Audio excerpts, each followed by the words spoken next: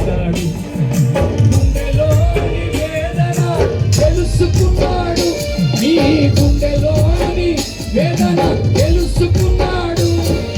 నువ్వే యేసుకు కావాలని చేతులు చాచాడు, నువ్వే యేసుకు కావాలని తన చేతులు చాచాడు.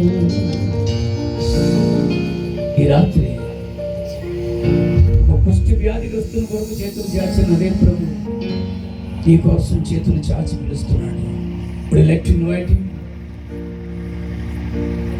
Stretch your hands. ఇలా స్టైల్గా కాదు, ప్రభు రాబోతున్నాడు, నీ కన్నీళ్లు తొడవబోతున్నాడు, నీకున్నటువంటి ఆయాసం అంతా తీసేయబోతున్నాడు. ఎంతవరకు నీకు ప్రభు ఎవరో అర్థం కావట్లా.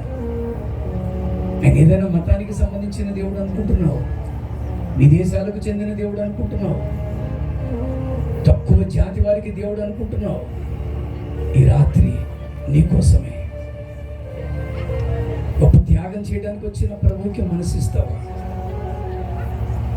రెండు చేతులు చాచి ఉంచగా ఆయన ఆహ్వానిద్దాం. ఈ రాత్రి నీ కన్నీళ్లు తుడిచేవాడు. నువ్వు ఓడిపోతున్నావేమో, నీకు గెలిపివ్వడానికి ఆయన వచ్చాడు. పడిపోతుంటే పట్టుకోవడానికి వచ్చాడు. స్థిరం లేకపోతే స్థిరపరచడానికి వచ్చాడు. ఆదరణ లేదా బిడ్డ? ఇది కుష్టి వ్యాధిగ్రస్తునికి ఎవరు ఆదరణ లేదండి. సొంత భార్యతో